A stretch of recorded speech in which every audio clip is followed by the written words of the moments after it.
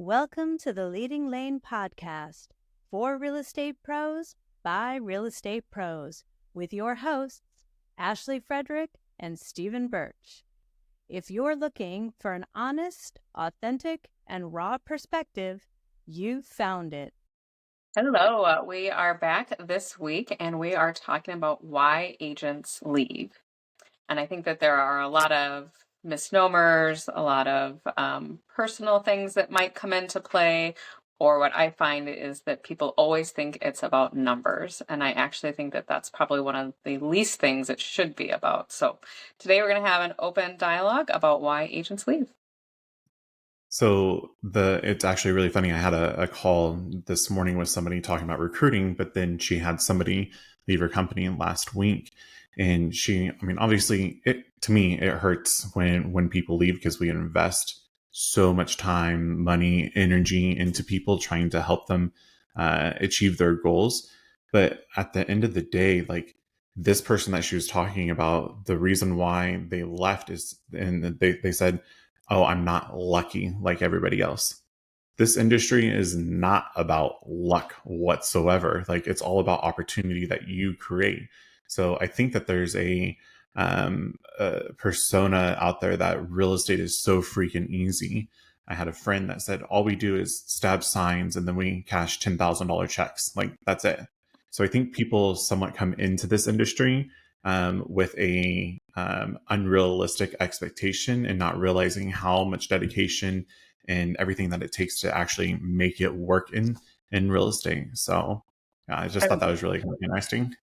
Well, I think that a lot of times reality TV shows have not done us justice. Like we look at 3 houses and we buy next week. So I think that people think it's super easy and they don't understand that people might not buy for years, or that it's not just putting signs. It's the contracts, it's the legalities, it's living in a simple world where everybody wants to blame somebody for something else. So we know that reality TV does not help our industry whatsoever, but let's talk about more on a local level. How many agents over the years that you've owned your company have you had leave and exit the company? I have had 5. 5 total. And so are those, was it their choice or was it your choice? So of the 5, 2 retired, and 3 was my choice. Okay. Yeah.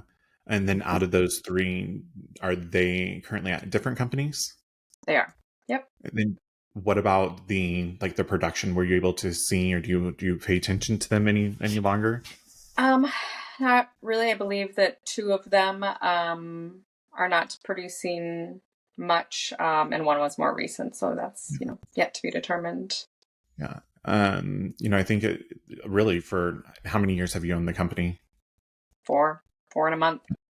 So like having 5 people over the 4 years exit your company, I don't think that is a bad ratio whatsoever. So I think that shows that, how well you're doing as a leader.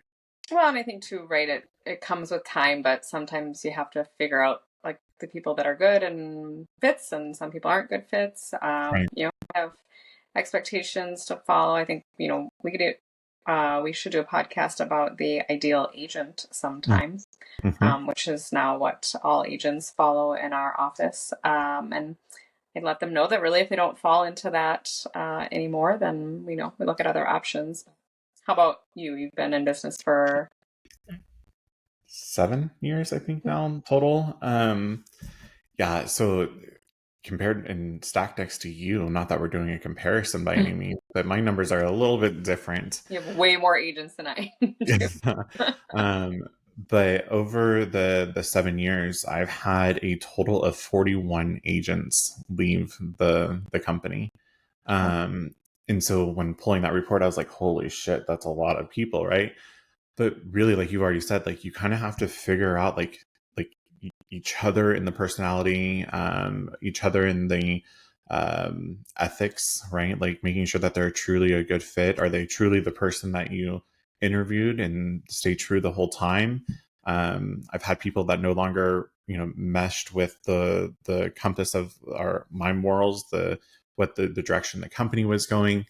And I'm a firm believer that we shouldn't just be signing absolutely everybody. Yeah, I signed up 41 people and they have left, but it was because I gave everything that I possibly could to make their career successful. And the reason why they're no longer in this industry is because of them. Like we know that we provide the best out there in training, support, et cetera, et cetera. But out of that 41, only 4 of those people are actually selling real estate still. And really, I believe 2 of those 4 are because they actually moved out of the area. So I I mean, I that don't for itself. yeah. I mean, so they knew that, they came in, they tried, and then they went out. And I think the NAR, the National Association of Realtors, is like 87%. So 87% of agents fail within their first year. And so my goal is to be able to get the agents that are a good fit for me, but to be on the other side of that statistic and be successful. I don't want to be a part of the failure rate, but also you have to go through people to be able to learn yourself. Like me as a leader, I mean, there's so many things that each time that I've added somebody on and had somebody leave, let it be their choice, my choice. Like I've always learned something to be able to better myself and better the company. So I don't look at it as a failure anymore. I would agree. And I think that, we could agree in talking to other brokers that when we talk about maybe a bad apple or like not a right fit in their office, a lot of times I think that broker might be concerned because they're a high producer. And I get that thought process, but I think when you take a step back and sure, they might be a high producer, but is it actually affecting someone else in the office that could be a high producer? Maybe they're uncomfortable. Is it office staff that's not comfortable? So to me, like, I don't think that an agent, whether you're deciding to keep them or not, should be, based off their high producer, because who's to say that there aren't other high producers in your market that are looking to come to your office, but maybe they've had bad experiences. So I think it really goes back to the health of the group and the, respect that's given to the broker, the agents, the office managers. Yeah. I actually did a talk on stage before about an experience that I had of a high producer leaving our company. And this was probably one of the people at the time that I was so excited that we recruited. He did extremely well in sales. I mean, he was a typical salesperson type of mentality, but he produced, right? And so when he was with our company, like I didn't see the negative aspects of it. But when he came to us, I saw the numbers, right? Everything was great. We're having fun. Like you're doing well, like you're closing deals. Like that's what this is about. But really how he was engaging with other agents, co-oping with them, and just the things that I found out about him when he left, and the transactions, the way that he left them. I mean, like there was a bill, I think it was like a $10,000-$15,000 bill that was still outstanding that the company tried to come after our company. But the agent is the one that, left and went to a different company. That's who is ultimately responsible for it. But yeah, you're so correct, because there was multiple people thereafter that I did recruit, high producers, way outproduced him, that they told me specifically, if that person was still with your company, we would have never joined you whatsoever.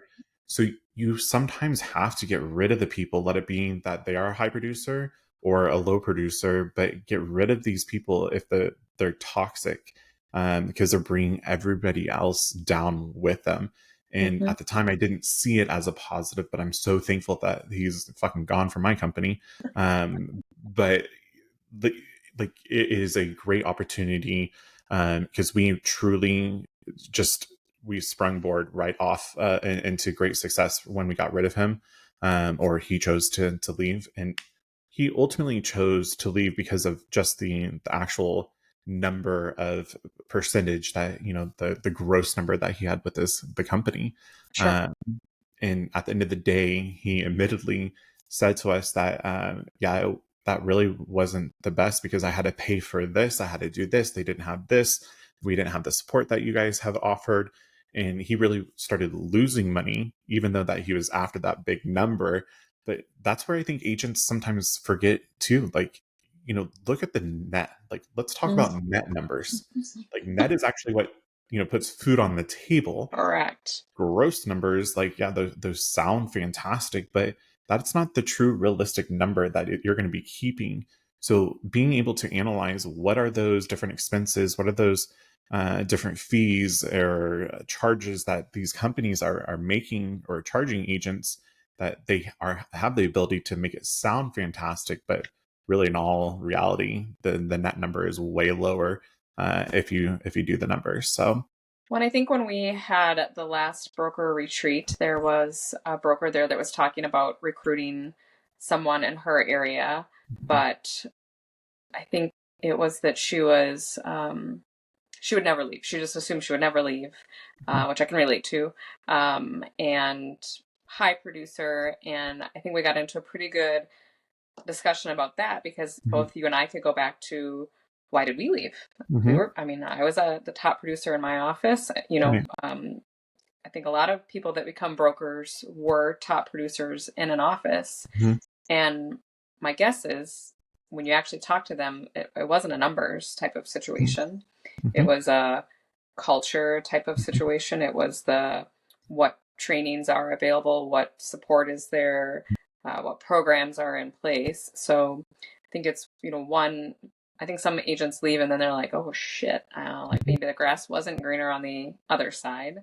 But it's even just, not just why they leave, but like why they come. I know that I interviewed an agent and our split was less than what he was offered somewhere else. And I really tried to hone down on that net part of it of, what are you paying for X, Y, Z? What's the culture? How involved are they in the community? What type of corporate training do you have? What type of on-site training do you have? And although that percentage might be different, I think if you actually broke them down side by side of, okay, I might make 5% less here. I have the option to make more. But all of these things are involved. Really, what is the true comparison then? Right. Absolutely. And, I'm actually in like trying to recruit somebody right now. And I've had multiple meetings with this agent, and it all comes back to the split for this person. And so like when, I did the same thing, just like what you're saying, lay it all out, be able to show them. And they were like, oh yeah, like I see all of those. That's great. But my split's different. Okay. Tracking that. But finally I told them, like, at the end of the day, in order to grow a business, you can only be able to cut so many different expenses. And when you're hyper focused, like, don't get me wrong, you need to watch your overhead. You need to be able to be, have a pulse on what's going on. But at the end of the day, like, you can only cut those expenses so much, and then that's it. Then you're stuck. But if you were able to shift your perspective, instead of saying, well, how much can I reduce? Well, how much more is available out there for me that I can make more money? So yeah, you're investing a little bit more. It seems that you're investing a little bit more, but how much more opportunity is going to be at your lap? Like, how many different tools can we implement to make your life so much easier that you don't have to work so freaking hard? And does that then allow you for more deals, or does that allow you to spend time with your kids or grandkids? Like, what is it really you're ultimately after? And so I just think it's really interesting that sometimes, again, just goes back to, yes, we think it's about money, but it really isn't about money. And here we have a high producer that, we're talking to, and like, if it were only about money, then why is he looking to go somewhere else? So, but last week, ultimately, I told him, like, yo, we've had multiple meetings. I've given you an offer. I'm not running after you anymore. So good luck to you. And hopefully we can work and do more deals in the future together. If it comes to a time that you're ready to come over, like, we'll chat then, but that same offer isn't going to be on the table. Like, I'm not chasing people just to join. Like, well, I think that's because we're so confident in what we have to offer that, the way I normally see it is like, oh, they're at such a loss because they don't know or they can't see it yet. But I think what I would encourage other brokers is that when they are, recruiting or trying to get someone to come to the office, that shouldn't be the sole focus of your conversation. And I think we always call it, is it the what do you call it? The bruising or the... Oh, push the bruise. Yeah, push the bruise. So tell us what that means for you. Yeah, so Imran Pilati is actually the one that taught me that. He has taught me a lot of stuff, so shout out to Imran. But really, it's finding the bruise points, which means like listening to what they are really saying that is happening and not having to spew and just word vomit all of the things and values and everything else that we have, because they're not going to comprehend it. They're not making that connection yet. So I legit, you've met Neva. Her story, like she told me that she was like, I couldn't print at my previous company. And I was like, what? And like, they never did anything. And they kept on saying like, oh, well, our printers work fine. Our computer works fine. And, like, don't know, but they never helped her. And I was like, you can't even print at your office. What are you printing? Because like they still have paper files, which is to each their own. But like, that's not acceptable. And so her big turning point, like, yes, she was looking elsewhere. She had other offers. But her big turning point that ultimately like pulled the plug for her was that she could not print, right? Like I have another situation to where like their Wi-Fi doesn't work. They get irritated. Like, yes, it's all these other things, but there's something that will happen that is not even really real estate bound. And they like, then it pushes them over the edge. But anyways, so when we were talking, like, and I'll use Neva, when I was talking about her, or trying to get her to join the company, like she's bringing this up. And so I said, well, look out there. We have 1, 2, 3 different staff members right now that would be able to help you fix it and correct it. And then we have our corporate member services that will be able to help us. Oh, and we have a tech line that we pay into if we can't get it there. So we have resources. So let's help you. And she was like, I didn't even know that there were other people out there that could help me. Available? Right. So I pushed the bruise of what is it that is really hurting them. Another one that I recruited, the bruise point was their broker was 2 hours away. Right?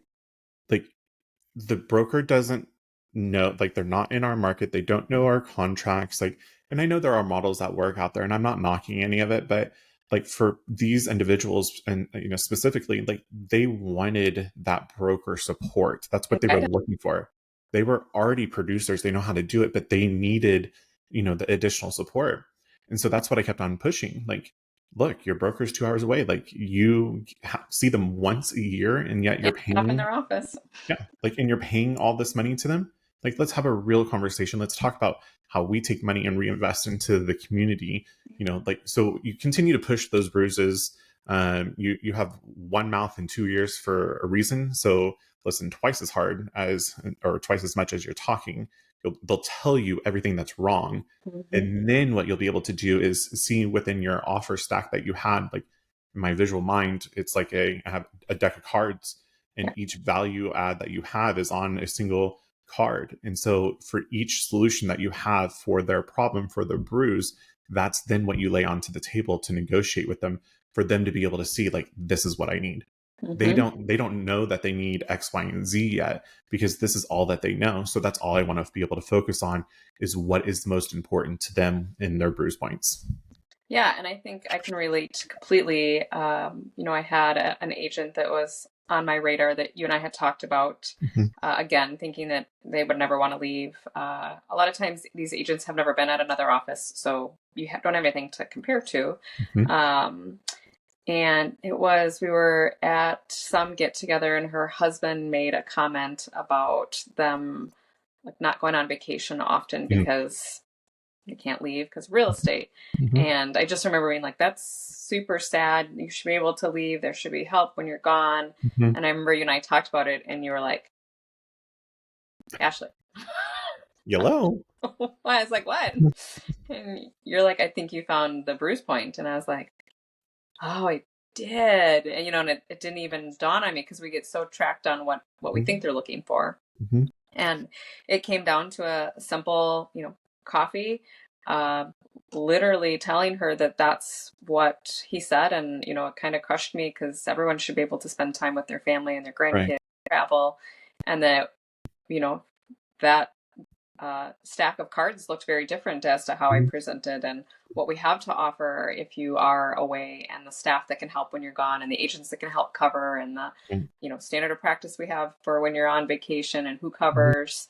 And there really wasn't even a discussion of splits or anything.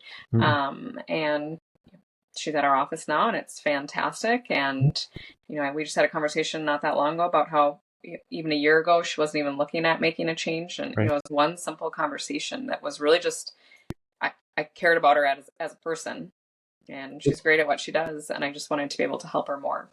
And I think that's where, I know we're kind of going away from why agents leave to why we can gain them. But they're leaving from another office, right? Right. Very valid. But that's where recruiting is. Recruiting gives me the ick. I hate the word. I hate how it's shoved down our throats. I hate how people say that's the only way you can ever grow your company. False. 100% false. I can it just is an ick. It's the red flag for me. But where I change the mindset is creating the partnerships with these people. And just like what you're talking about, the agent that you recruited, it's because you genuinely cared. And you found the bruise point. And yes, you had a solution for them, but they didn't even know that it was really a bruise. I mean, they did, but they didn't see it yet as a bruise until you pushed it a little bit more. Or thought that there could be a solution to it. Right. They don't know what they don't know. We say that all the time. You're the one that told me that, you don't know what you don't know. And so they don't know what they don't know. And they're not going to listen until it's a genuine personal touch. And that's where the total difference of recruiting then happens. You're creating a partnership now, because now you want to grow with them. You planted the seed and you then grow the partnership together versus just, oh, let me recruit you and then never see you or be 2 hours away and not even help you. It's scary really out there that that's how some people operate, that they don't even know their broker. Yeah. They have no idea who they are. They've never seen them.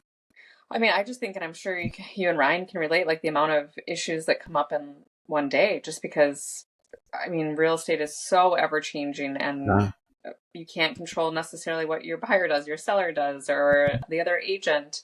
And I answer questions all day long as far as with a broker hat, and I can't imagine not being available for people, or just maybe or they were taught wrong to begin with. Let's be honest, that happens a ton. And being able to retrain them as to so actually we do it this way because these lines mean this, and it's great when people are sponges, and I think it makes them better agents all around. Yeah. So Sabrina and Dustin, they were with a different company, and this company had a very good split in capping model, which I don't have a capping model whatsoever. And their broker happens to be a little ways away. I don't even know if they ever met them in person.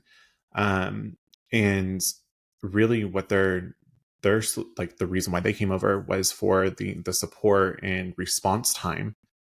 And this is just so mind-boggling to me. I will never forget when they told me, and Ryan, when we were talking, okay, cool, yeah, we have all of these things, communication plan, we have our internal app that we use for the company. And so anyways, it was a couple weeks later, I was on a call, but I got a text message from them asking a question. And I was like, hey, sorry for the delay, but this is what's going on. And Dustin responded back. He was like, delay? That was you literally responded 3 minutes after you read. My read receipts are on, and they're on for a reason. So you know that if I read it or not.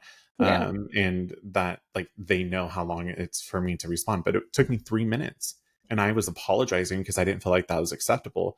But yet then he shared with me that it would be 2 to 3 weeks before they would even hear anything from, if they asked somebody in their leadership a question, 2 to 3 weeks?